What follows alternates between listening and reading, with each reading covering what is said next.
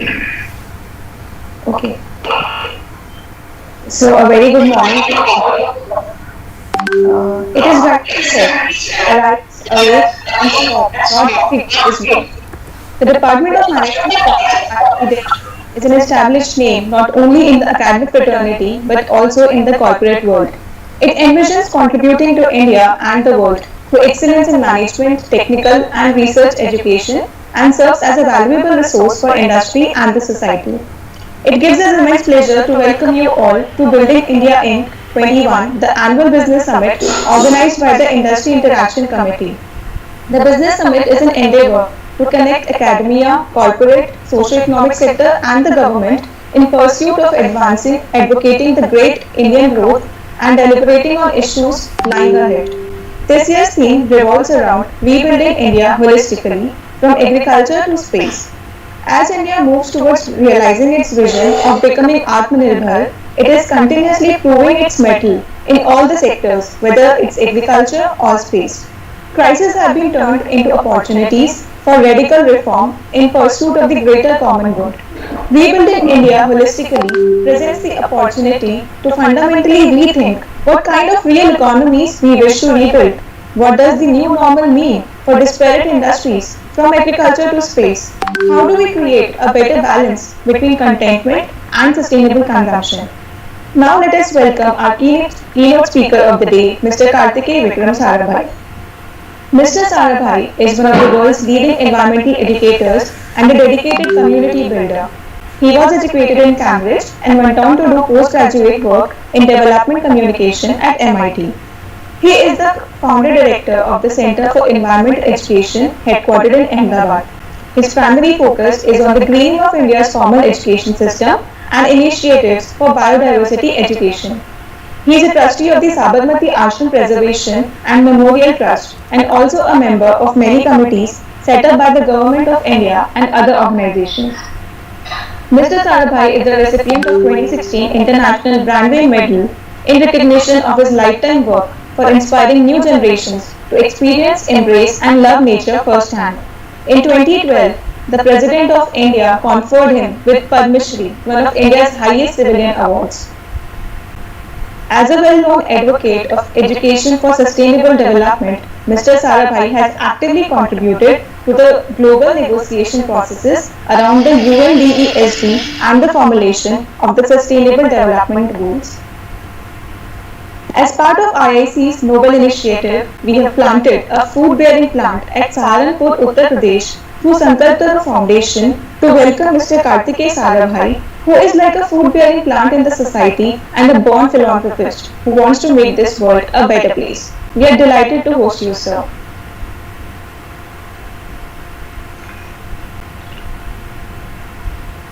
Thank you. Thank you very much for that introduction. Can you hear me now? Yes, sir.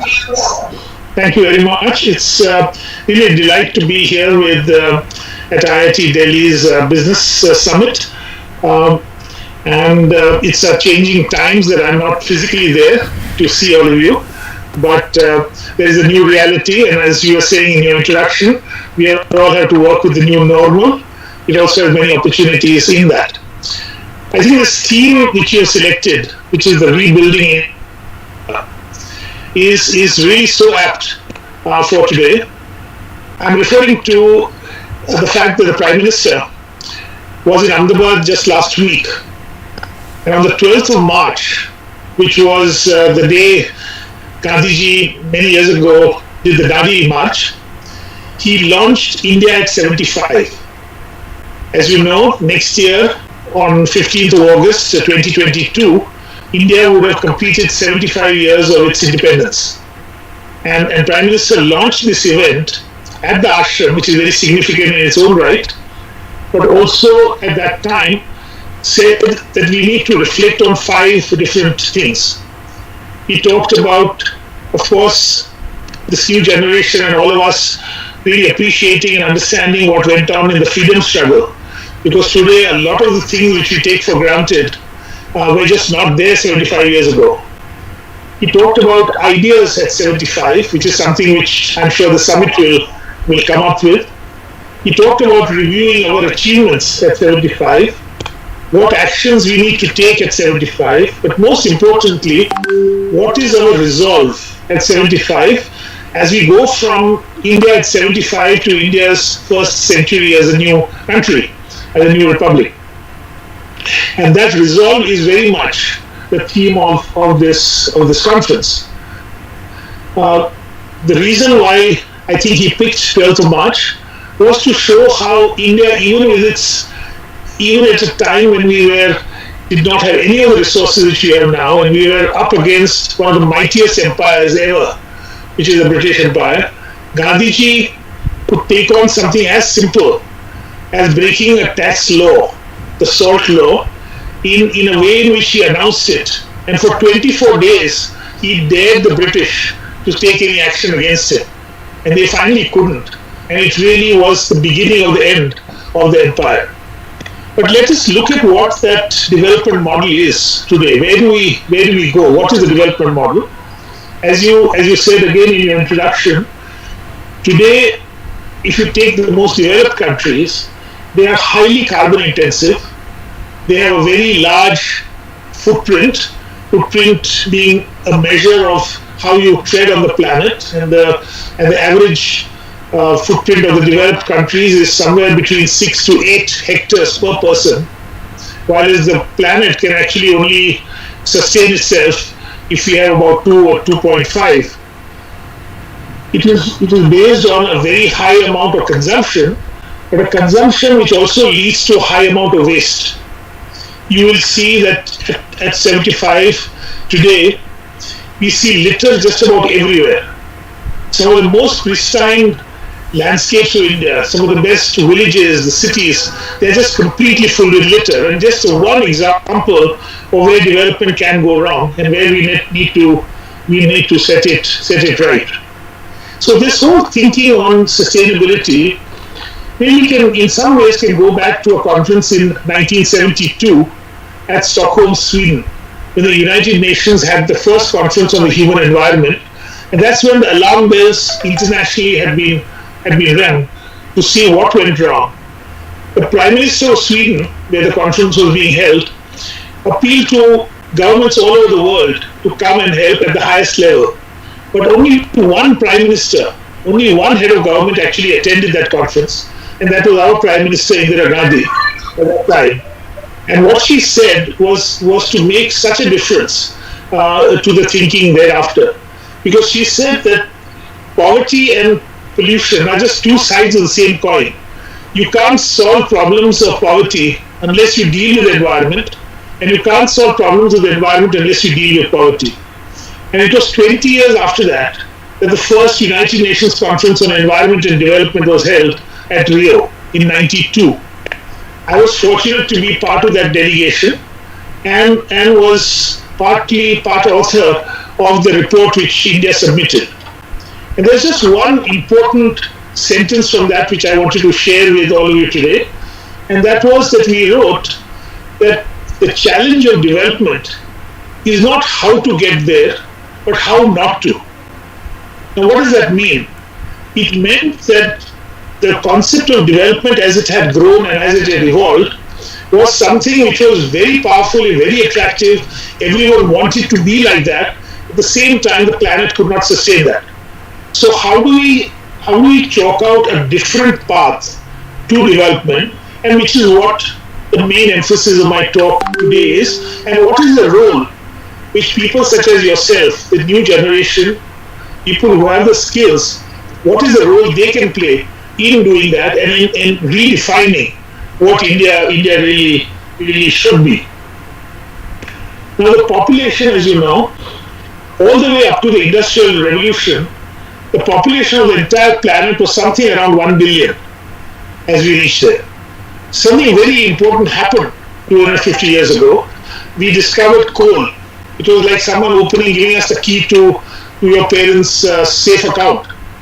We had millions of years of biomass which had converted into either coal or oil, and we now had access to it.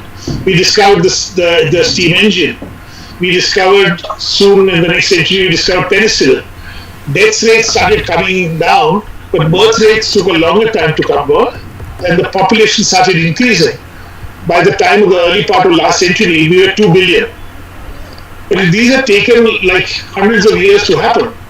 Now what is happening is that every 13 years, we add 1 billion people to our population.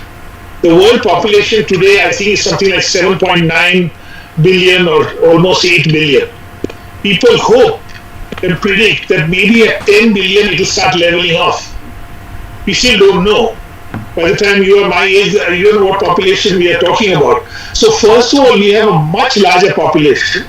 And more importantly, that population's view on what is consumption, what consumption is okay, is also getting very different. And consumption, I'm talking about consumption with waste. I'm not talking about consumption. And again, going back to Gandhi, you probably all of you know this. Gandhi said that the world has enough for everyone's need, but not for anyone's greed. And that distinction between what is need and what is greed is what we have to define. I don't think we're talking about frugality. We're talking about smartness. And I think this is another thing important to remember. One is not saying that you give up things and but do it smart. And there are many technological ways, many ways in which people live that can actually do that. Another quote from Gandhi, which is important to share, is that in 1928, Gandhiji was talking to the industrialist Ghanshyam Das Birla in Calcutta, I believe. And he said that if India were to develop in the manner of the West, we would sweep the world bare like locusts climbing on a field. Now that's the point which is as relevant today. That India, with its population, which is almost 1/6 of mankind, in a few years, India will cross the population of China and become the largest single population of any country in the world. We and our responsibility is, in a sense, much more in the way we lead the planet and the way we go forward. So this whole exercise is started in Rio in '92, looking for sustainability. Finally, in 2012, a decision was taken that let us actually try and define it. And it's not easy. 2012 to 2015, they worked hard on it. We were fortunate to be part of the Indian thought process, which went into defining what was that minimum which all of us required. And that's how in 2015 we had the Sustainable Development Goals. Many of you probably know about it, but you can all look it up. It's 17 goals with 169 targets. It's not a perfect thing. It's still a work in progress, but it is a very important document. In 2015, something else which was very important happened, and that was the Paris Agreement on climate change. In 2015, we did the Paris Agreement, and India played a very important role. Prime Minister Modi was forceful in saying that the word lifestyle has to be in that document. Now you might say, what's so great about lifestyle? But in '92, I'm just taking you back, in '92, America fought tooth and nail to say that word lifestyle cannot be in any document and that the American lifestyle is not up for negotiation. That was in '92. By 2015, I think the world accepted that unless we change our lifestyles, we will not be able to achieve this sustainable planet that we go for. And for that inspiration, it was very important to know that we looked at both our traditions and modern technology. And India is really great at being able to combine these two. And that is what our Prime Minister gave a book called Parampara to all the other delegates, which showed that there were so many things in our traditions which meant that we knew how to live a lifestyle which was possible in today's world, although the forms might need to change. So the question was that if we were to develop rapidly, which we do, we are one of the fastest developing countries.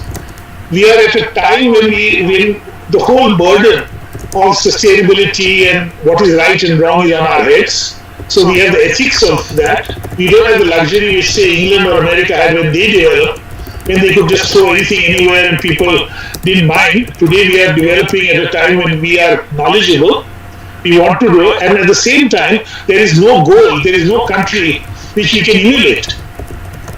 So it's a huge challenge. It's the largest country in the world wanting to develop the fastest in the planet in a way which is sustainable, and there is no model. So that is where the critical thinking which is required amongst all of you and all of us comes in. And what we call that is leapfrogging. Leapfrogging means that we don't first develop in a very conventional way and then find that those were mistakes and then try and retrofit.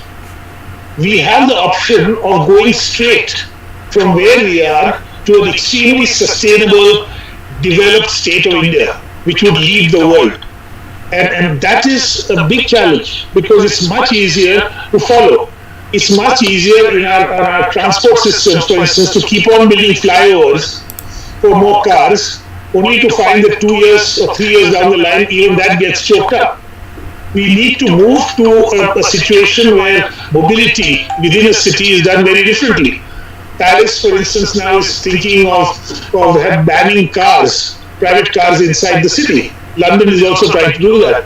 We need to use cycles, we need to walk, we need to build cities so that we don't need to go distances. There are very simple things which we need to do, but we need to do that. Technology is helping a lot. If you take a single vehicle today, which say 30 years ago used to need so much petrol to travel a kilometer, today needs maybe 1/10 of that. So technology is certainly helping.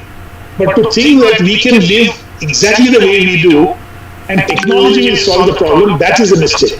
Technology can help us. Technology certainly helps us, and many technologies I'm sure you people will develop.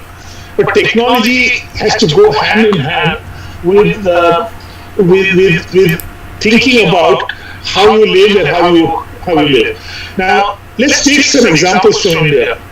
I was fortunate at that time of as an 18-year-old, listening sometime to my father argue for space in India. And there was a big argument in those days. What was Department of Space doing in the field of communications? What was it doing in the space of development? Surely space research belongs to scientists and they should do what they do best, but not get into it. And you won't believe it, at that time we had to actually argue. We had to argue that through satellite, you could reach the remotest corners of India for education, for agricultural information, where there is not even the road existed. Now this seemed like science fiction at that time. But today every child knows, if you say, how do you get your thing, in fact, if you tell people that a telephone needs to have a wire on it, children might look curious because they've never seen something like that. But at that time, point-to-point communication was a miracle. Now that was an example of leapfrogging. And at that time, many people questioned the Department of Space. They said, when America doesn't use satellites for point-to-point communication, how can you say that India justifies it? And I think this is an important argument which I want all of you to notice. What happened in the US or many developed countries, they'd already put in infrastructure for terrestrial links. So for them, a satellite coming in and making a whole terrestrial system not necessary was a major financial disaster. So they were trying to see that the satellite should come in as late as possible. For a country like India, where we don't have that type of infrastructure, we can leapfrog and not put in first the whole terrestrial link, then dismantle it and then go for the satellite link. Now that is an opportunity. You might say that developing later is negative, but we have the opportunity today that we have the experience of the entire West, of what they did, learn from it rather than imitate it. There's a very different thing. You can learn from someone's experience or you can just imitate their experience. We want to learn from that experience, and using that, we want to leapfrog. Now let's take an example of something like Amul. Dr. Kurian and many of the associates realized that the way people kept their cattle, kept their buffaloes, was a very traditional, personal way. they would know the name of the cattle. It was not some impersonal milk producing or meat producing machine. It was something which was almost part of the family. At the same time, the needs of modern India were to have the latest in terms of butter. If you see the advertisements now, ice cream, butter, milk, you wanted to have them in the cities. So how do you do that?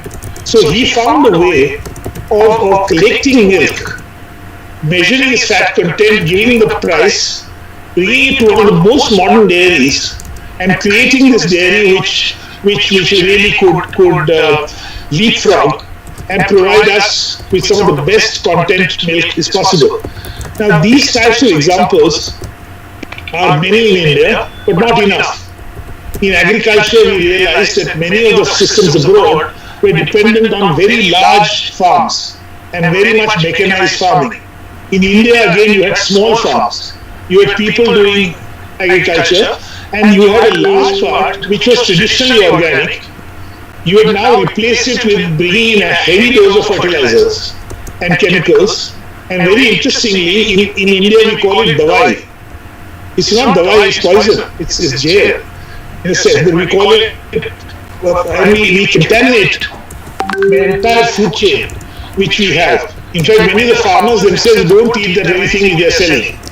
But we bring that in and we don't realize how that ecosystem can work. And we are now going back to looking at traditional ways in which you can do things which are not so harmful or poisonous to the environment and indeed to us ourselves.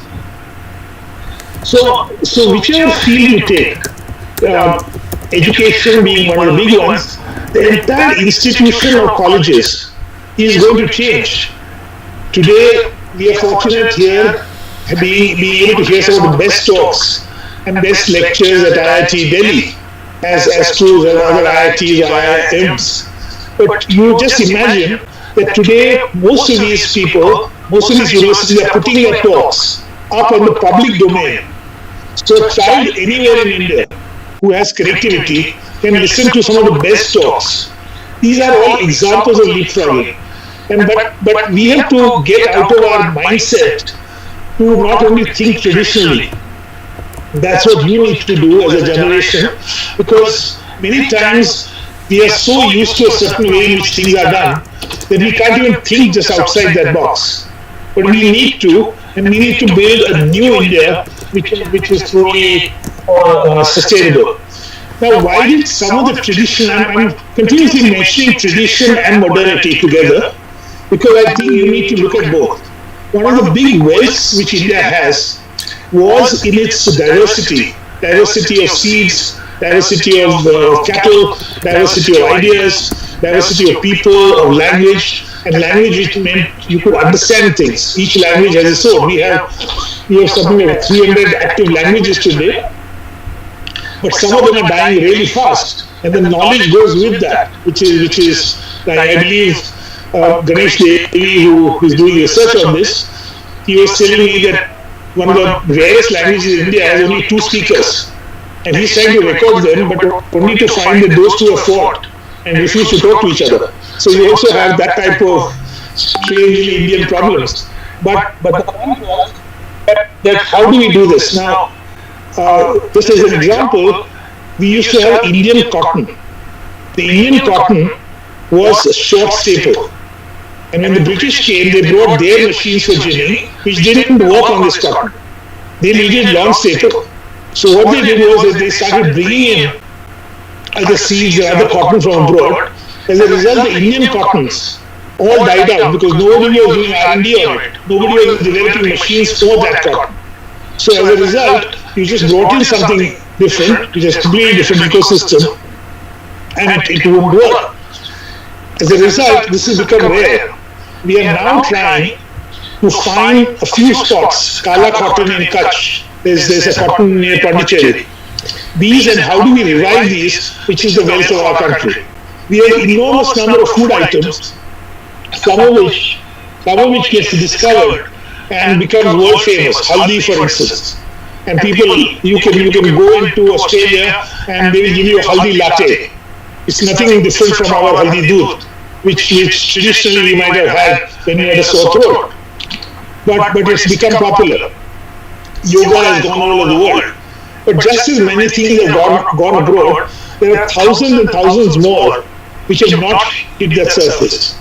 On the 12th of March, with the Prime Minister, was announced an incubation scheme for young people such as you, who might have a bright idea, to take something which goes towards rebuilding India, a new idea to rebuild India, and give it, let it be a sustainable idea. There's a new incubation scheme coming in to help and support these initiatives.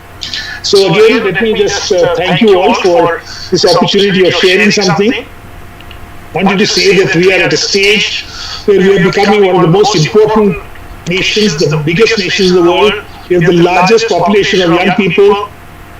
We need to leapfrog, and for that we need a lot of critical thinking, going into the depths, forgetting traditional ways in which we do it as the only source, and go forward. So thank you, and if there are any questions, I can certainly take them. Thank you so much, sir, for your wonderful insights and thoughts. So the floor is open now to all the students. You can kindly raise your hand or type your question in the chat box.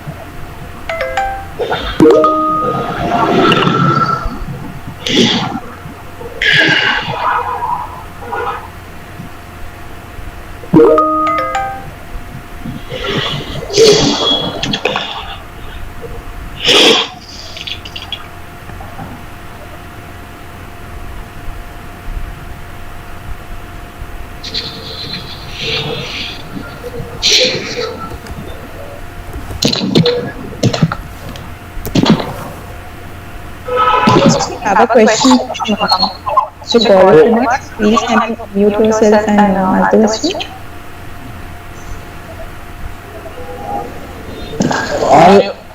Sir, based on what I have heard so far, sir, is this idea, because we have been discussing amongst ourselves what would be the utopian idea of development. So, sir, is the idea of development very specific to the country, or it should be same to the humanity across geographies?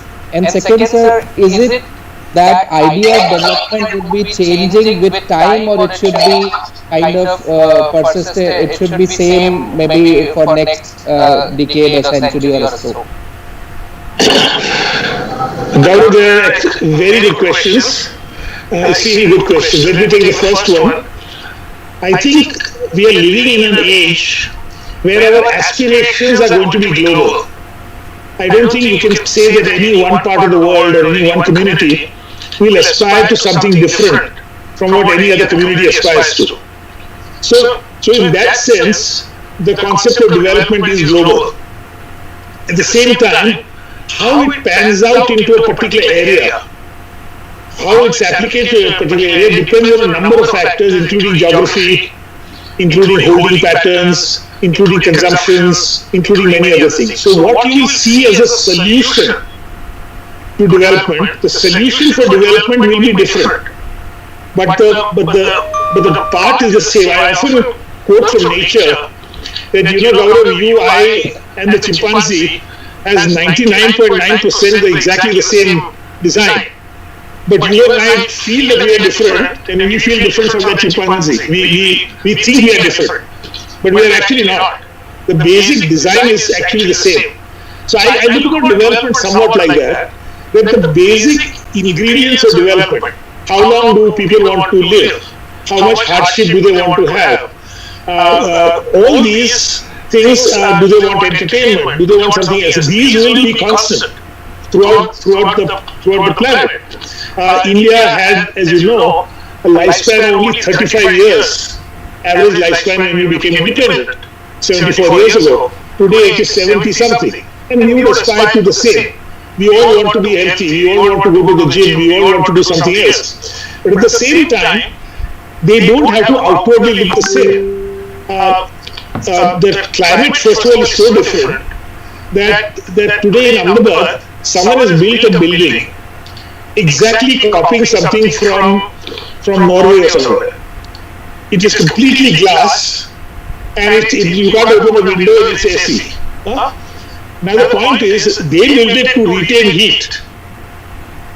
We stupidly copy it, and we now have a hot house where we have to put on double the air freezer. Now that is stupidity, to my mind. So I think the answer is yes and no. Yes, achieve the quality of life is something which is a global aspiration, but the way it is actually solved in any one place becomes a bit different. Now the second question, which is equally very good, is this a concept which is like some utopia where you reach it and forever you will be like that? I don't think it will be. I think our whole notions, our ethics keep on changing. There was a time when people felt that it was fine to have a democracy where women had no franchise. That was considered okay. It was not considered wrong. After some time we felt, this is absolutely completely unethical. There should be the same rights. We have so many things in India which ethically we feel is, I don't know, for instance, I just mentioned the example of cattle. Is it okay to have cattle the way in say in Japan, where they lock them up, they can't move, they become fatter and fatter, they have no rights, and therefore then they are slaughtered? Or do we want it here? Now, as a result of consciousness, you today do things you do differently. The chocolate we eat, we used to only be happy with the chocolate we eat till BBC came out with that wonderful documentary linking it to child abuse in Ivory Coast. And then you say, okay, it's not good enough for me not to know the whole supply chain. So I need to know the full supply chain. So I think as human consciousness increases, our goals will keep on changing. And I hope it will be changing for the better, not changing for a time when we feel that I should have what I have and let me put the other nations do. So the thing will keep on changing, but as a human race, will we be more responsible? And quite frankly, if we are not, we will see the type of COVID-like situation which we have. And COVID actually is a very mild, what shall I say, it itself is a vaccination for human minds. What COVID has done is it's a wake-up call. Climate change is much worse than this. But COVID has been like a vaccination for the human mind to think that, look, one little bug like this can really completely change lifestyles all over the planet.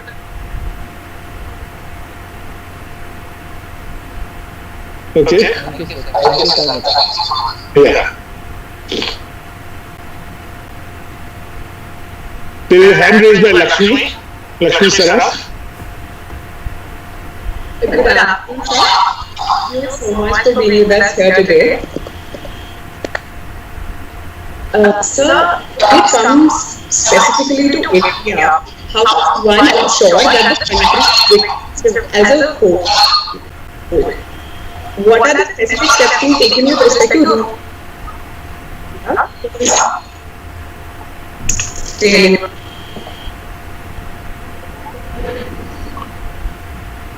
Lakshmi, I lost you a little bit.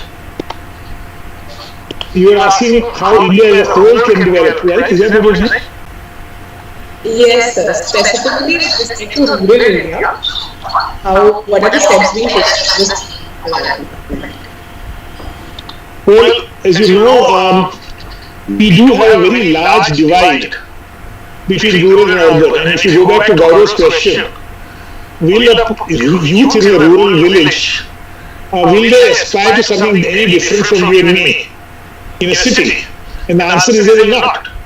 They want the same quality of life, but it could be different in its form. They want to see the same TV, for instance. They want to be able to do things. They want to be able to travel. If they want to play a sport, they want to be able to do it. So how do we do this? Now, what has happened is there are many models of this. As you know, our late President Abdul Kalam ji, he had talked about providing urban services into rural areas. Pura was his short form for that. So he felt that if I can provide the same quality of service in a rural area, then I think I could perhaps meet their aspirations. Today there are a number of schemes of local government, and I think what is happening is that with the connectivity in internet, which is getting better, people can be not necessarily in the main city and still enjoy connectivity, which is really good. So if you ask a developer, he will say that many people in small towns are now wanting to go into the suburbs or going out because they don't feel they have to be in the city all the time.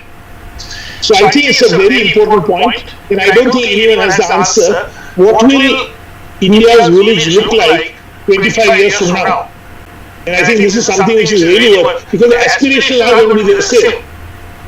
But today, I find that the same amount of plastic waste. I've just been driving all morning through several villages, and it is horrifying to see so much plastic waste outside the village as much as it is in the city. And I think we need to question this. But I think the connectivity will be more. In Gujarat, for instance, all the people in the cities eat wheat for their rotis. In the villages, they eat bajra. Now, I don't know why you have that type of distinction. Bajra, first of all, is more nutritious, that apart. Why should we be eating different things? I mean, we should be eating sometimes bajra in the cities and sometimes we should be eating wheat in the villages. Why should there be this divide? So I think this divide, and I think one of the things which is important is that often I cannot afford something alone, singly, but as a community I can. So I think you are going to see many more community facilities.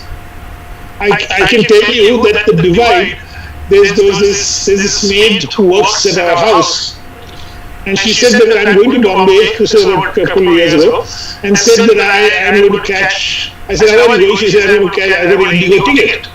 Now it's the same ticket I got. Now just 20 years ago that was not going to be the case. And that was why making it smarter so that anyone can afford it. Today, this another woman there who is not literate. So she heard a conversation and she said, I will make that dish, some Mexican dish. I said, how will you do that? I was a bit surprised. So she said, I will ask my daughter to Google it. Huh? So then, just a few weeks ago, I asked her again, this was about 2 years ago, I said, I wanted to use your example in a talk, so what do you do now? She said, oh, now I don't use my daughter, now I know how to speak into my computer, and the computer does the search. So now the search engine does it, even though she's not literate. It still searches for the Mexican dish and she can still give it to me. So I think technology also can be bridging these divides. And I think if you people think about it, I think that's the way to go.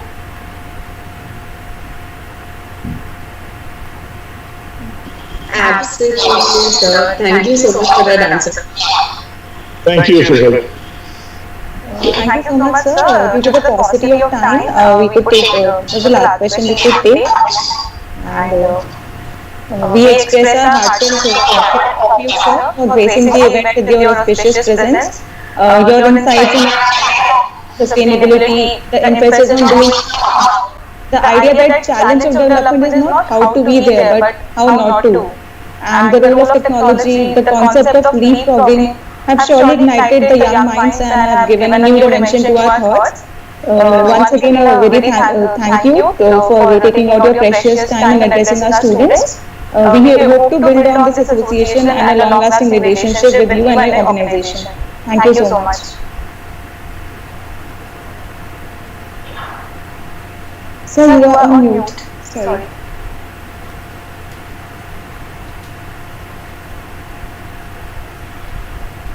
Thank you. Thank you. It was a pleasure to be here. And as you said, we would like to connect with you. The Center for Environmental Education has many opportunities and internships and working opportunities. So do write to us, and I'm sure we can do things together. Thank you. Thank you so much, sir. Okay, I'm leaving now. Thank you.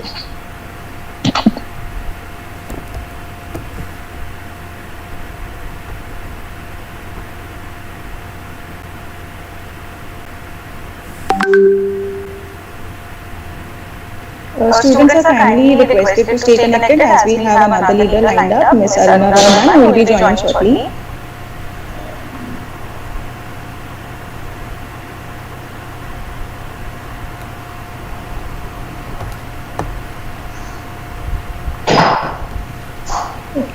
Good afternoon, Aruna ma'am.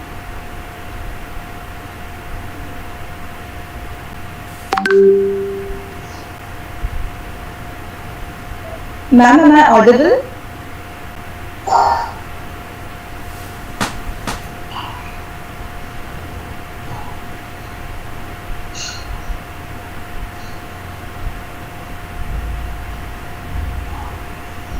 Okay.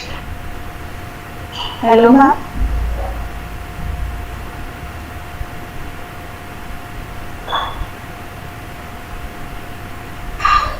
Can you hear me?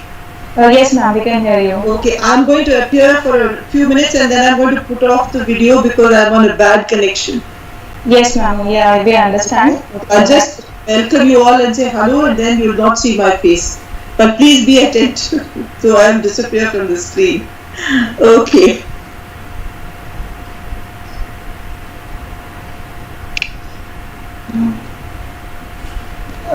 Good afternoon, everyone. It is rightly said, arise, awake and stop till not till the goal is reached. The Department of Management Studies, IIT Delhi, is an established name not only in the academic fraternity but also in the corporate world. It envisions contributing to India and the world through excellence in management, technical, research, education, and serves as a valuable resource for industry and the society. It gives us immense pleasure to welcome you all to Building India in 21, the annual business summit organized by the Industry Interaction Committee.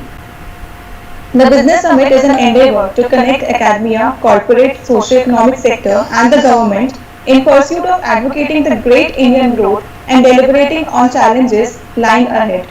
This year's theme revolves around rebuilding India holistically from agriculture to space.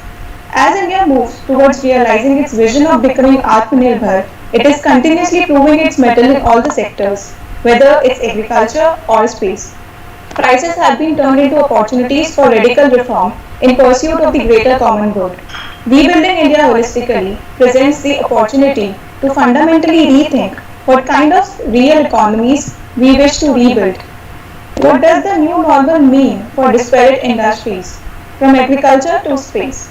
How do we create a better balance between contentment and sustainable consumption? Now let us welcome our keynote speaker of the day, Ms. Aruna Roy ma'am. Ma'am is a socio-political activist and founder member Mazdoor Kisan Shakti Sangathan MKSS, National Campaign to People's Right to Information and the School for Democracy. She was with the IAS from 1968 to 1975. In 1975, she came to Ajmer district, Rajasthan to work with the SWRC and the rural poor. In 1987, she moved to live with the poor in a village called Devdumri, Rajsamand district in Rajasthan. In 1990, she was part of the group that set up the MKSS. She has worked for accessing constitutional rights for the poor, right to information, employment, food security, etc. She was a member of the National Advisory Council from 2004 to 6 and 2010 to 13. She was a member of the steering committee of the Open Government Partnership till 2014. She was the 2016 Professor of Practice at McGill University, Montreal, Canada, and the 2016 George Soros Visiting Practitioner Chair in CEU, Budapest. She is currently a Cabinet and Council member of Progressive International and the President of the National Federation of Indian Women. Ma'am is the recipient of numerous awards, which include the Raman Magsaysay Award in 2000, the Nani Palkiwala Award, and the Lal Bahadur Shastri National Award. She was listed as one of the 100 most influential people in the world by the Time magazine for 2011. As part of IIC's Global Initiative, we have planted a food-bearing plant at Saharanpur, Uttar Pradesh through Sankalp Taru Foundation to welcome Aruna ma'am, who is like a food-bearing plant in the society and a born philanthropist who wants to make this world a better place. We are delighted to host you, ma'am. From here onwards, you can take the session ahead. Thank you very much, all of you. Greetings from Rajasthan, where I'm speaking from. Greetings from the Mazdoor Kisan Shakti Sangathan, the Loktantra Shala, and all the various campaigns I'm a member of. Greetings also from the people of India who live at the grassroots, at the cutting edge, and who are absolutely even today vulnerable. The MKS's case study is being taught at the Kennedy School of Management in Harvard, in the USA, and I was rather shocked when I first got to know 20 years ago that the efforts of an ordinary organization, very small organization, which relied on crowdfunding, we don't get any donations from any kind of institutionalized support, that such a small organization which actually did make a very big leap. I heard you talking about leapfrogging, but they didn't leapfrog, but it took people along with it to Parliament. So from Panchayat to Parliament in 11 years, and we got the Right to Information Act. It was an achievement for the people of Rajasthan. It was an achievement for an idea of real independence. It was the achievement of people who got together and struggled for 11 years, sleeping on the streets, talking to various people, negotiating, advocacy. So it was struggle, advocacy, it was campaign, and it was a movement that gave us all the right to information law. There is a book since published called The RTI Story, which has been brought out by Rowley Books, which is available on Amazon, which details the significance of ordinary people's contribution to the economy, to politics, to a political structure from which many of you may have already benefited, but many of you will benefit because I find the RTI extensively used. You talked about rebuilding India holistically from agriculture to space. May I beg your leave to redefine it as taking India forward, building on its strength from Gandhi's last person to Dr. Ambedkar's guarantee of economic and social equality for all its people, but especially for its most marginalized, and placing the human being at the center of our concern and the center of development. After all, for whom is all this development? If the person doesn't exist who's going to enjoy that development, or many people are going to be completely nullified in the process of getting that development, or people are going to starve and stay endemically hungry in the process of that march to development, what is the point of the development is a question I have continually asked myself. I ask myself these questions even today.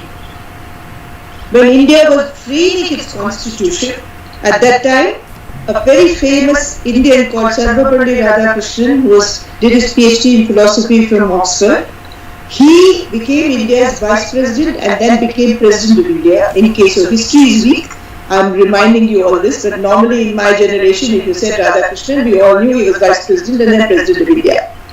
He warned us when the Constituent Assembly was sitting to consider the building of the Constitution. He gave us a warning, and I'll repeat it because it's still valid today in our current context. What did he say?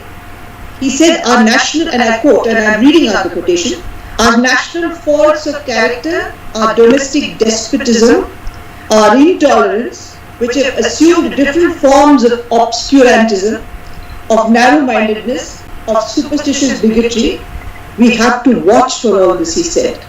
Our opportunities are great, he said, but let me tell you that when power outstrips ability, we will fall on evil days. I think it's something you must keep in your mind. Power has to be tethered to accountability. Power has to be tethered to transparency. Power has to be tethered to an accountability to its own people. And it has to be transparent to all of us. These are important concepts which we developed and made the RTI law, but they were there from the beginning of our country's independence. What did Dr. Ambedkar say? He said something which also I think we have to keep in this long march to India's walk from poverty to richness, which you obviously are concerned with. What did Dr. Ambedkar say? Dr. Ambedkar said very clearly, and I am again quoting from him, he said, will Indians place the country above their creed? Or will they place creed above country? What is creed? In our case, it is jati. In our case, it is religion. In our case, it is regionality. In our case, it's language. We have so many kinds of divisions amongst us. But he called it creed, and very creditably so, because Dr. Ambedkar has been one of our greatest intellectuals, one of our greatest users of the English language, and one of the best legal minds this country has produced. So let's hear what he has to say. Will Indians place the country above their creed, or will they place creed above country? I do not know, he says. But this much is certain, that if the parties, the political parties, place creed above country, our independence will be put in jeopardy a second time and probably be lost forever. This eventuality we must all resolutely guard against. Our wise forefathers who framed the Constitution addressed these and other critical issues. But today you hear people say that the Constitution is a worthless document. You hear about how the Constitution is framed casually and it is an imitation of this idea. But it was not. And Ambedkar contradicted this point of view, and he said that it is from Buddhist doctrines that the basics of this Indian Constitution is evolved, and if Buddha wasn't in India, who was he? So these are the great issues we have to remember against fractured economies, fractured social conditions, and fractured politics. Because these fractures are so deep-rooted that at any point they can be inflamed, and no matter how much we proceed, agriculturally they are facing a huge crisis in this country. There is nothing to be proud of about the way we are treating our farmers today. So to the way we treated our scientists, to the way we treated genuine research in science and technology, they still have to learn a lot. We also have to have the courage to have self-examination, courage to accept mistakes and go forward. So the Constitution is a continuing legal document, and I would say that for me, it has been the vision of India, the monitor of my actions through the directives of state policy, directives through the state policy. It has given me the right under Article 19(1)(a) of the Constitution to frame the right to information law. So for me, the Constitution has been a very important safeguard, and Gandhi has been a very important ethical touchstone to see whether I am actually working for poor people or not, or am I working for myself. When you work for citizenship, of course you work for yourself, but it is an incidental payoff in larger good for a country and for the world. In India, the centers of elite power have remained extremely concentrated, and this is not something I need to say to you. You know, Sorry to interrupt. We are listening reform on like the IITs and the IIMs, which were framed for elite intellectuals to make this country. We are talking against intellectual elitism. We are talking against intellectuals. We are talking against brains, the mind, the capacity to critique, the capacity to think afresh. If we as a politics, as a political group today, condemn intellectual independence, we condemn intellect. We condemn intellect, we condemn the desire to grow. After all, you are from an elite organization. You need questioning as a basis of all knowledge. If you don't question, there is no knowledge. And after all, the right to information law gives you the basic right to question. It is also a political, social, and economic right. And it's also a scientific right. It's a technological right. How else do you discover anything if you can't question something? It is essential. And there we have a whole politics emerging in this country, which is setting aside the art of questioning and saying you cannot question. Remember one thing, that there is no such thing as delusion amongst the people of this country, citizenry amongst this country. If you are denied to ask sociological questions, if you are denied the right to ask economic questions, if you are denied the right to ask political questions, you will be denied the right to ask scientific questions one day and technological questions too, which follows. So we must regain control over ourselves and our institutions. Institutions cannot be diminished. We must have institutions which are strong institutions, which are naturally responsible institutions, which are accountable institutions. No one is saying that we need weakness, we need strength. Strength has to be contained. Even a strong human being has to be contained so that he doesn't become an aggressor, and he doesn't become dominant, he doesn't become a dictator, he doesn't become a fascist. So even amongst us, when we have strong people amongst us who lead us, we always have a method of restraining their capacity to do wrong. Let me begin with my story. I was in the IIT for 7 years in the Indian territory, started the Indian Administrative Service, and I know what power meant for the elite. But I also realized that power was not accountable, and power often meant a centralized power, a selfish centralization of power for people who worked rather than for the people of this country. So I left, and in leaving, I went to the people, and I listened to people. And I came to Rajasthan after 7 years of the IIS, after a degree in English literature, after teaching in an eminent Indian Delhi college, teaching literature in an eminent Delhi college. I came with all the arrogance of thinking that I had something to give people.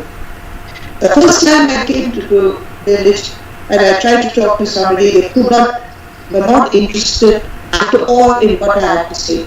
They thought I was from a different planet. I was talking about issues that did not have anything to do with them. They thought I was, who asked me to come anyway? They asked me to leave. They said, please go back. I said, we haven't asked you to come. It gave me such a jolt that I sat down and understood. And the first thing you do when you go into a situation, no matter what situation it is to listen to people. You have to listen. And we are 1 billion people. So you have to listen to what people have to say. Whether it's a technological innovation, whether it's a scientific premise that you draw, but as social people that we draw the values to come from minded individuals who understand that they are far better than I. A small story. That there was a researcher who went to a village and wanted to do something about sheep. And he went and talked to the sheep farmer and he said, why don't I help you with this? Sorry to interrupt, but can you keep your video off? Actually, we are having some disturbances in your voice. Was it off before? Can I put the video off? It's on now, I guess. Can you put it off because there is some disturbance in your voice? We can't Is hear. it alright now? Is it better? I put the video off. Is it better? Yes, ma'am, it's better now. Thank you so much. Sorry for interrupting. So, it's alright. So the farmer welcomed the researcher spent many days with him, and then at the end of his research he told him exactly what the farmer already knew, but he had done it on the basis of a questionnaire. The farmer did it on the basis of his common sense. At the end of this whole interaction, when the researcher went back, the farmer said, well, I spent so much time with me, I'd like to give you a gift. Why don't you take one of my sheep with you? So the researcher was quite happy because he thought it was a compliment. He said, of course I will. And he took an animal and was walking away. And the farmer said to him, if you don't mind, sir, you have not taken a sheep, but you have taken my dog. Yes, very good What afternoon. does the How are you? parable say? The parable says I'm doing good. that when we do go into a situation of Not as much as but still inexperience, cases are when we rising. go into a situation that is new, and we assume that we know as much as anybody else does, it is anybody's guess as to whether we can differentiate between a sheep and a dog, whether we can differentiate between Jowar and Joe and Bajra, whether we can differentiate between different kinds of till we can't understand the difference between crops, and we become advisors to people about developing their agricultural economy and going far ahead. There has to be humility in the interaction between The link is us and already made, the so I'll people. just send it to you Always. like in The 20 first minutes or act so. is therefore to listen. I spent many years listening. Of course I argue. It is not as if I did not argue with them. It has to be an equal relationship in which an equality of exchange of ideas takes place. So when you're talking about going from the village to Delhi, or when you're talking about going from, I wouldn't say agriculture, I would say earthworks, Thank you. from construction labor to the moon, I would say we have to listen. I would no longer reach the moon if I did not listen to experts who know about science and spacecraft. And that's a person who's involved in science and spacecraft would no longer go towards addressing the evils of an economic situation if he did not consult the people.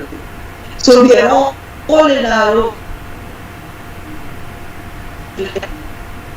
Is listening. When I continued to listen to poor people, there were two issues that emerged which were of great concern for them. One was corruption. So everywhere they went, people used to ask for a bribe. And the second was unemployment, because they were unemployed and they were all starving. So these two issues are critically important. So when I went and we friends and all of us got together, set up the Mazdoor Kisan Shakti Sangathan, and we live in the middle of a village. We live in a village hut which has got a tiled roof, which is made of stone and mud. We still have we do our own cooking, our own washing. We live in a very Gandhian style, because I think it's important to live with people and to understand from them what their evils are and what their conditions are, what their strengths are, by finding it for ourselves in somewhere in our own psyche and in our own experience. So when we went to the Mazdoor Kisan Shakti Sangathan, we asked the same sets of questions and we got more or less the same sets of answers in a different language, with a different context, with different ideas, but they were all the same. They all asked for two things. They asked for a corruption-free situation in the rural areas, and they asked for the right to employment and work. They wanted to live with dignity. I don't know how many of you have been told that people don't have dignity and they all ask and beg. Let me tell you that they do not beg.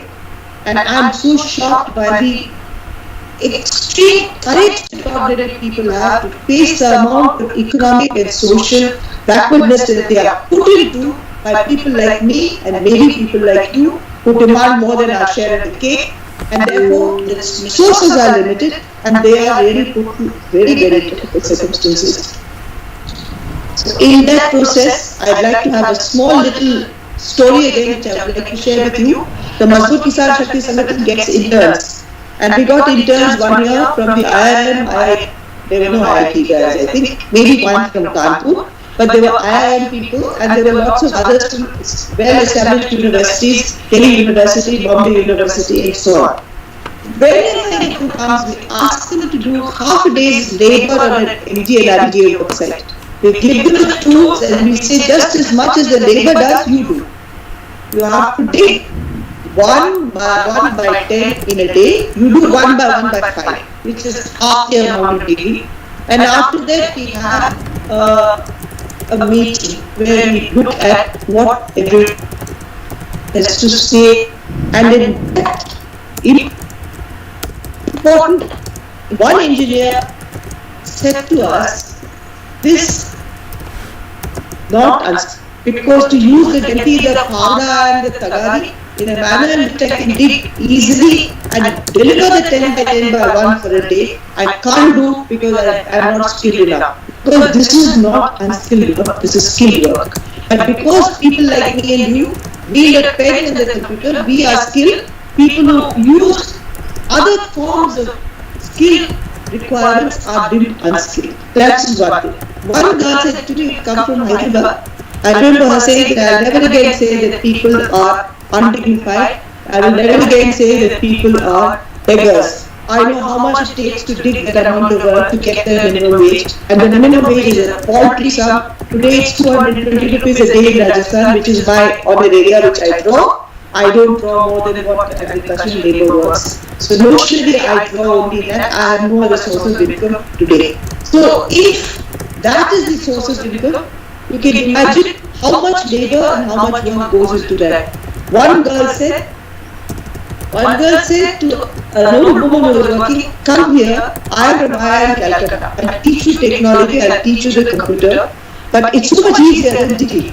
So you will make more money doing that than by digging the earth. Now these are the responses of the people, of students like yours, who came to us about 10 years ago to work on an MG and RG website as part of their learning to understand who we place at the center of our concerns and what their actual condition is today, so that the criteria for research and the criteria for development will somehow take care of the last person whom Gandhi talked about, that the welfare of the last person is the welfare of India.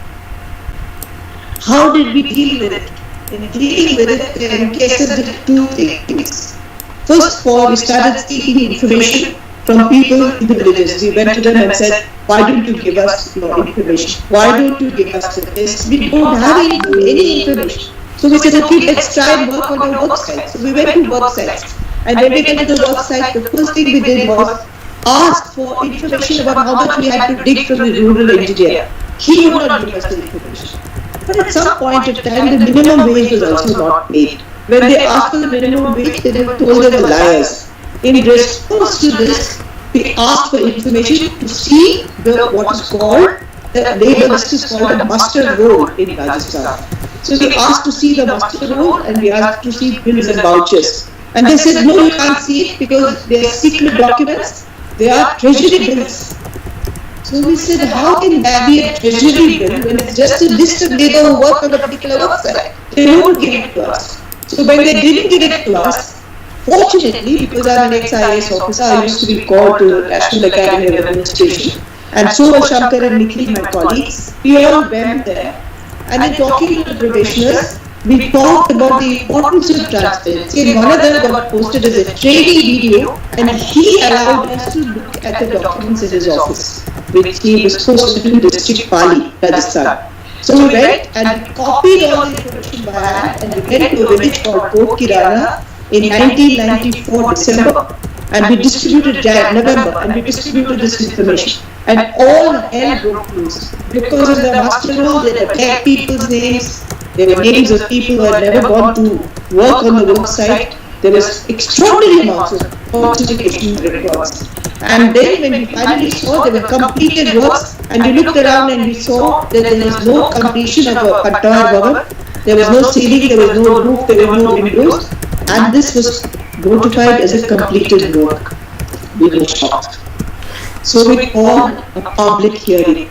We instituted what is called a public hearing, and in this public hearing people were invited. There were no doors, no windows to that. It was an open space, and in this open space under a parachute, because people were so terrified of even calling the tent wala, because the tent wala refused to come and pitch the tent. It was a parachute from one of the ex-servicemen in the village. We pitched the tent in Kokirana, and on the 2nd of December 1994, we had the first public hearing of Jan Sunmai, and after that it was history. Because in that public hearing, when all these facts came to me before a panel who came from, not from the NKSS but from outside, a person who was a volunteer who was working with the Planning Commission, a person who was two social activists from Jaipur, and in front of them all this information was disclosed, and there was a person from Navbharat Times in Ajmer. When this was published, all the villages around asked for the right to know as a right, because what happens when you don't give the minimum wage, you don't pay the minimum wage, the family starves, and the entire family is economically deprived of its right to education, to right to many other things. So began the right to information. So in engaging with basic rights of the rural poor, two laws were born. One was the right to information.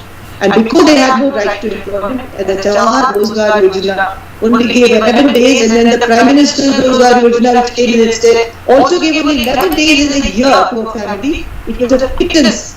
So two demands got shaped, and they have become extraordinarily important laws of this country. And I will go through it because I don't have time to tell you the whole story. I will go through the basics of it. So what did the RTI do? The RTI through these public hearings and through drafting laws. The drafting of laws was done by the people in specialized committees. One set up under Justice P.V. Sawant, who just passed away the other day in Pune, was then chairperson of the Press Council of India. He chaired, and he got our responses from people in the grassroots to find out what exactly was wrong with the transparency flow. He found out what exactly he wanted.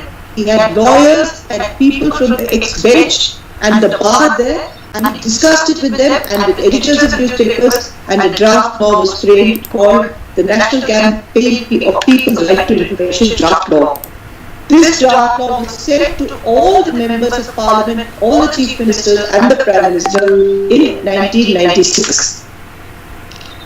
Nobody paid any attention to it. So we went campaigning, and the National Campaign of People's Right to Information, a national campaign was born. of which I am a founder member. And this campaign then went to all the states of India, met all the politicians, met all the social groups, met specialized groups, went to research institutions, we went to IIT Madras, when we went to IIT, when we went to Madras, we went to IIT Bombay, we went to every conceivable place where the intelligentsia was supposed to be concentrated. We also went to the people, we went to workers' organizations, and for 11 years we toiled, and finally the Right to Information Law was passed in 2005 by Parliament.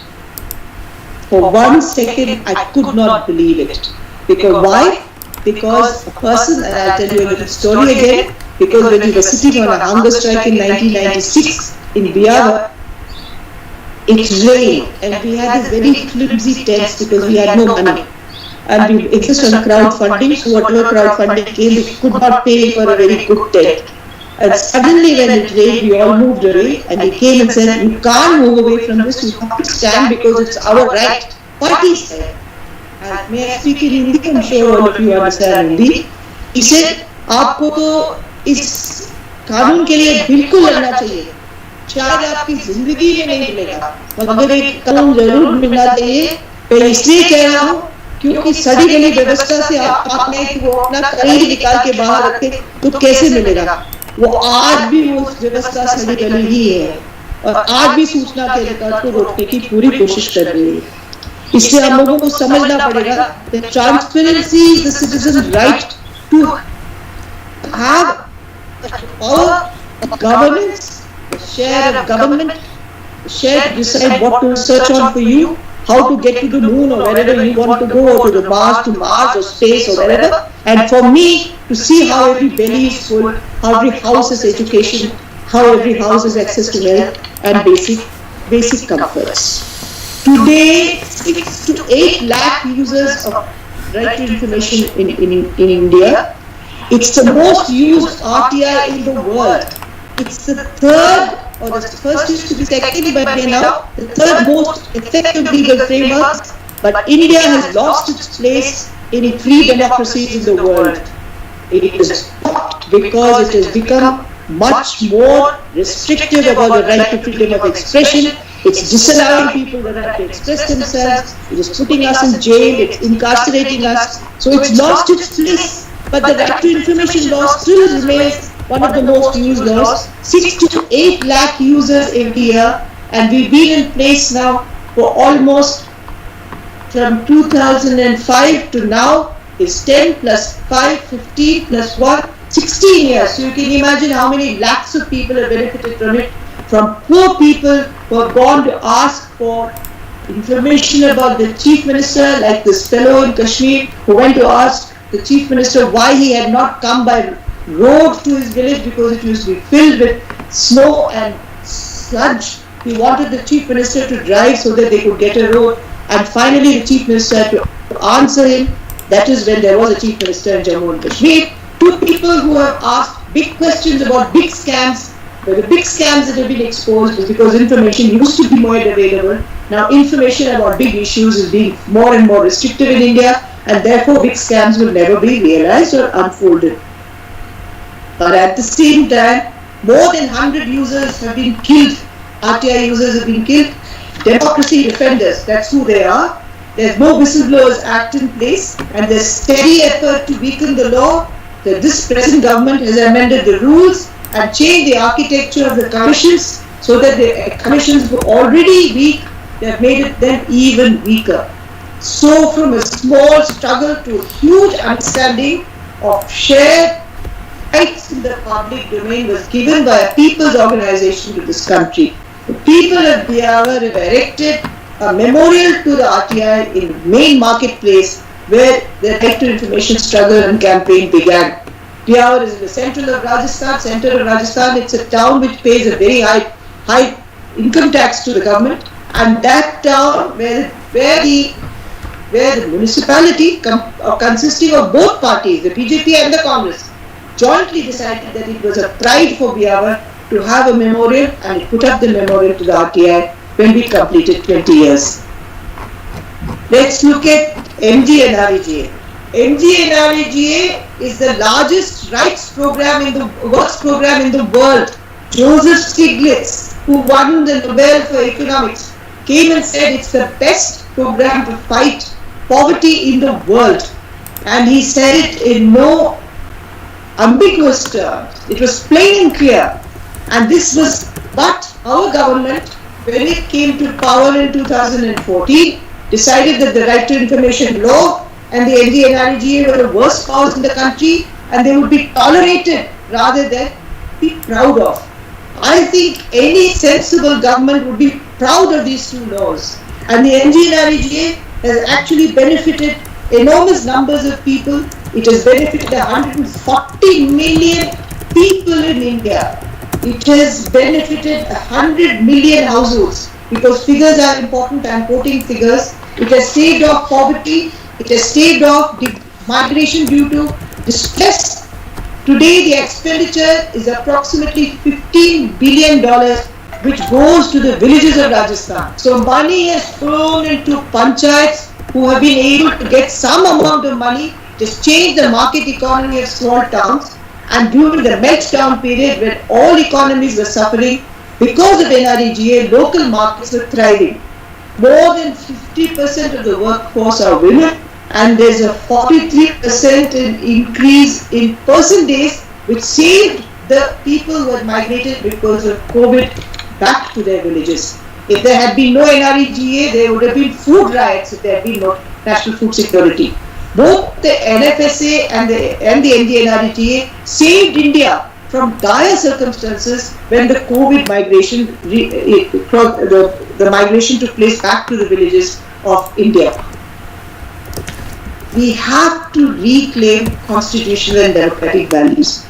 Please, let's not have the illusion that today, because we are in a position where I am also part of you, I belong to a very privileged family. I have learned and studied. I can talk in English. I can meet anybody in the world. I can convince anybody in the world. I can argue from any point of view. I can read and study, and I can use the internet. But I am not typical of my country. I belong to the very small percentage of very privileged people in this country. I would like everybody in India to be like me. But if everybody in India has to be like me, then we have to make equally sure that everybody has access to equal rights, economic and social rights, which Baba Saheb Ambedkar talked about. We have to facilitate and make sure that there are enough public institutions of learning. Instead of making them private and unaccountable, we have to increase. Your institution is a public institution. We should increase the number of public institutions in the country. We should not privatize schools. We should not privatize institutions of high learning. We cannot privatize health. We cannot privatize all these institutions. There has to be a mode of making sure that the government is accountable to me for what it takes for me from the point of view of taxes to deliver what is rightfully mine and rightfully yours and rightfully the people's, for the people of this country.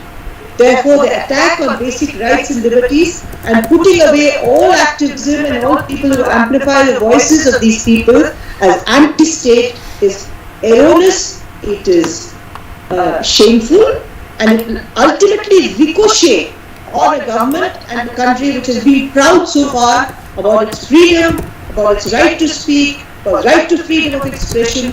And I used to say very proudly about in other South Asian countries that India was one country in which we could criticize the government, we could criticize the Prime Minister, we could criticize the Prime Minister, of course on in a rational manner, and there was no criminal action taken against me. But that is not the case today. And I would like to say that it's an important thing that these voices of critique and criticism be allowed to exist. Ultimately, what are we all working towards? We are working towards building a framework of compassionate governance. If a government ceases to be compassionate and is only going to look at negatives, it's only going to have people put in prison, it's only going to have people restricted, it's only going to have divisions amongst people who have struggled so hard after partition to come together. If it's going to make us see our identities as the primary identity of recognition of my own individuality, and not my citizenship.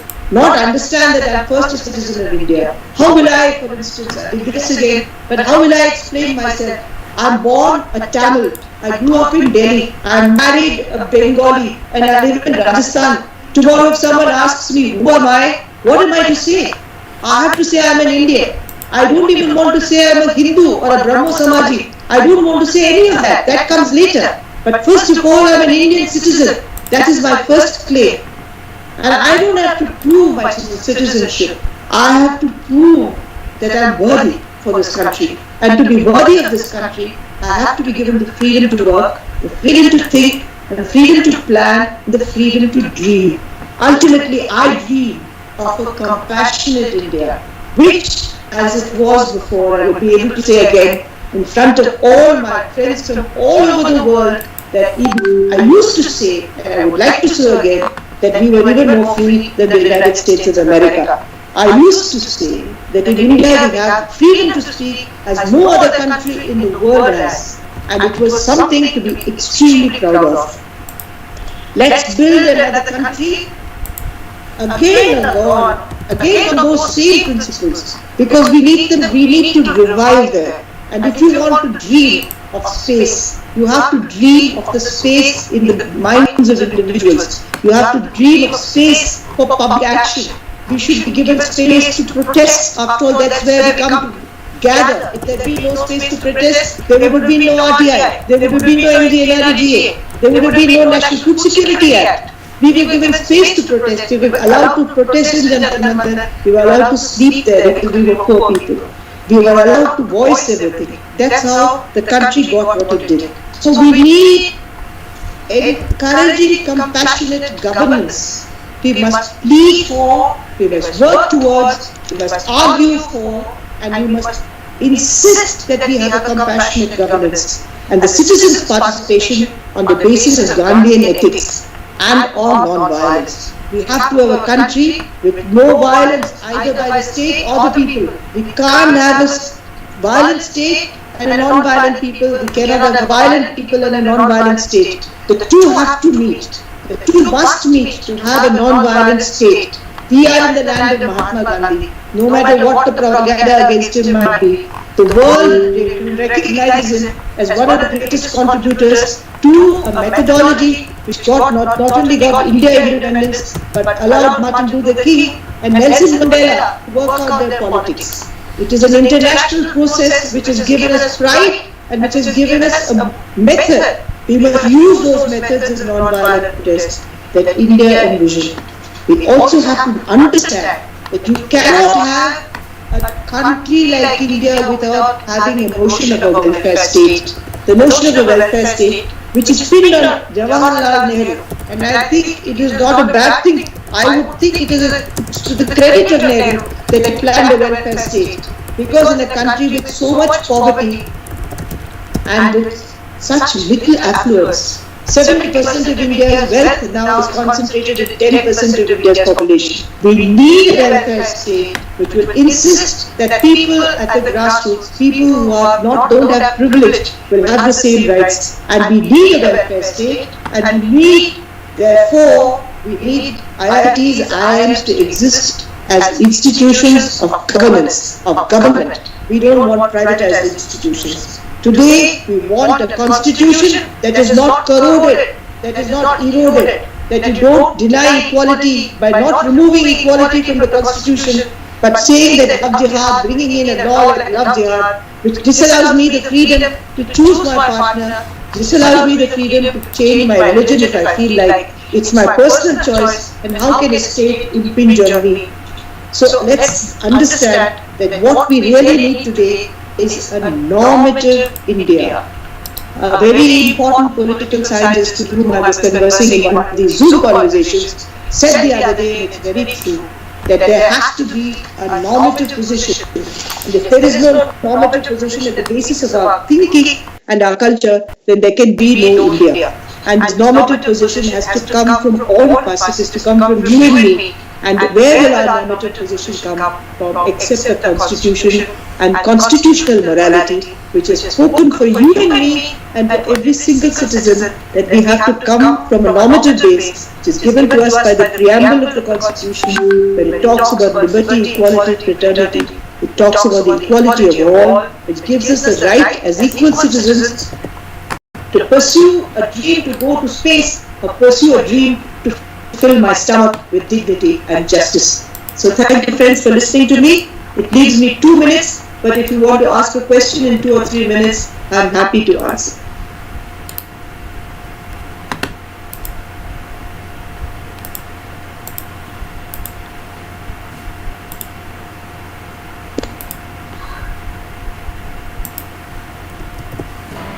Hello ma'am, Dipanjan here. Am I audible? Can you speak a bit louder? Yeah, am I audible now? Hello? Yes, hello? Yeah. Yes, please go ahead, please. I was watching the World Bank data of like female labor force participation rate, and India has gone down consistently from 2005. In 2005, the rate was 31.79. Today, it's 20.7. It's even lower than Pakistan and Saudi Arabia. Like, lower than Pakistan and Saudi Arabia. So, like, what is the reason behind this? Like, we had much higher participants in 2005, and now we have so much lower. I missed the first part of your question. Can someone please tell me what you asked? Okay, so the female labor force participation rate. The labor participation rate. Yeah, female labor participation rate. Female labor participation rate. Yeah. I will say, let me answer this question in 2 bits. First one is that from 1990, early 1990, India has gone into the whole market economy. And the market economy does not look at who it's employing, it looks at what it will get out of the employment. So increasingly, actually from 1990 onwards, labour has had a very difficult time. Unionization has come down dramatically. There has been no way in which we can fight for our rights. And when it's a choice between a male labourer and a female labourer, people in the private sector will choose a male labour, because a female labour is seen as a handicap. She may get pregnant, she may have children, she may have other things to do, so male is always preferred. So in a sense, we are looking at larger figures, we are including the whole private domain. We are also looking at employment figures not only in government, but it's looking at employment figures all over the country. To balance this off, if you look at the NREGA figures from 2005 to now, you will find that the workforce, the women's workforce is very high in the in NREGA. Actually, I just quoted to you the figures. I said that in NREGA we have had 50% of the workforce are women. So when you have, that's why I argued for a welfare state, because a welfare state will not only look at growth, but it will look also at justice. So when government does it, it has to be forced. It's forced to look at welfare. It's forced to look at justice. It's just not delivery and economic growth. So it was 50% of the workforce were women. So NREGA has a 50% workforce. All India figures have a decreasing amount. Why is this? This simple equation that if you have welfare, growth with welfare, then you have equity. But if you have just growth, then 10% of your wealth goes in, 70% of your wealth goes to 10% of your population, and the rest share the rest. It's a choice you and I have to make. In the choice of government we want, in the choice of decisions we make, in the choice of policy we frame. So you and I will have to look very seriously at where we have gone wrong in not intervening in policy making or in the making of governance. Okay, so I got your answer, ma'am. But like from 1990 to 2005, the rate was actually increasing. Very slow, but it was increasing. But from 2005, it had a sharp decline. So I think we have an argument on this. We can have only question and answer. But after 2005, actually there was a rapid privatization which had begun in 2000 actually, which had its impact in the years to come.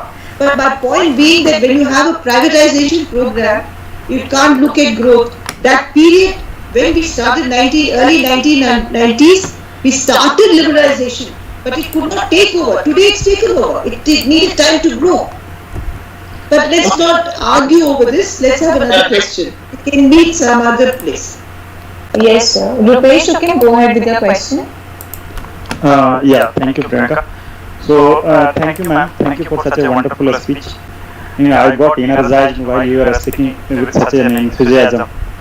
And I would like to thank you for your contribution for bringing the RTI in this country.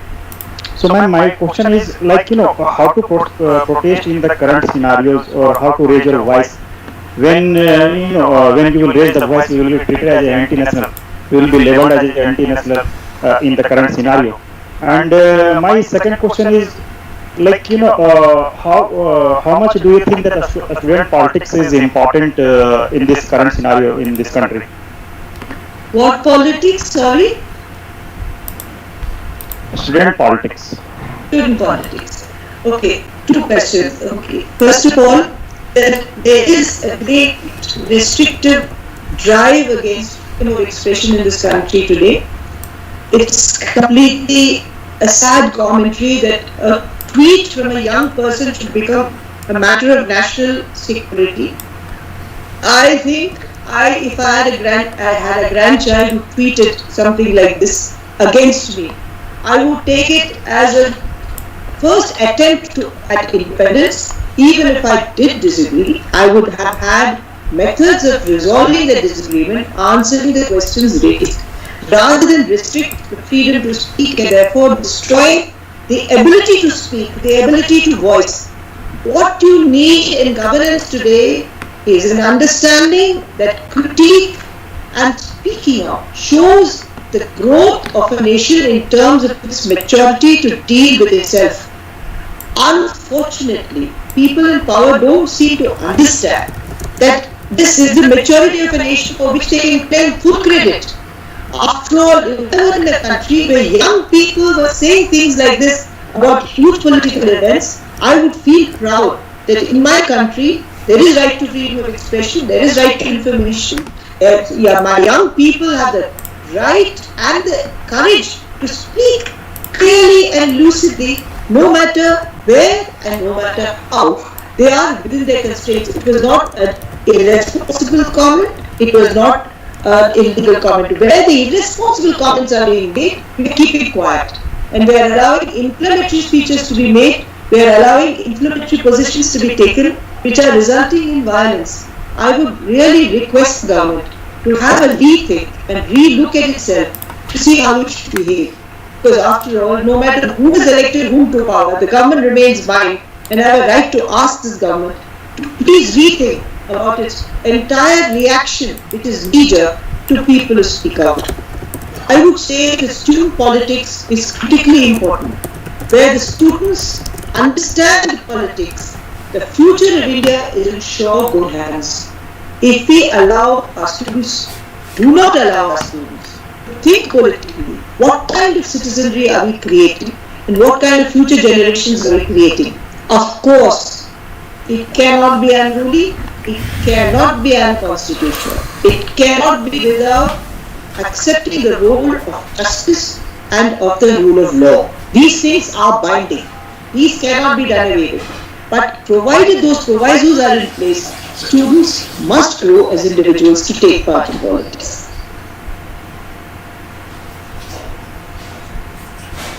Thank you, ma'am. Thank you so much. Just one parting line, ma'am. I think you should be in Lok Sabha, right?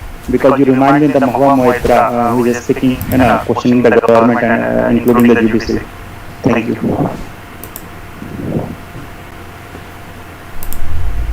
Thank you so much, ma'am. Due to the time constraints, that was the last question which we could take.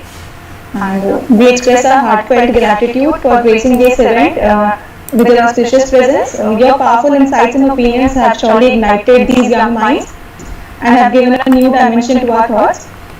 DMS IT Delhi really looks forward to an engaging and a long-lasting relationship with you. Once again, thank you so much for taking out your precious time and addressing our students. Thank you very much for listening to me with so much patience. The NKSS will welcome you anytime. If you really want to come, particularly over there on the net, you can check out with that, or you can write to me. You have my email.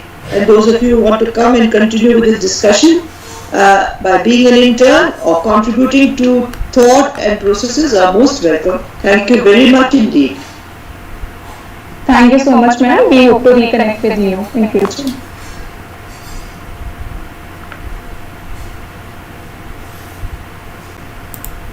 You can lead the session. Thank you so much.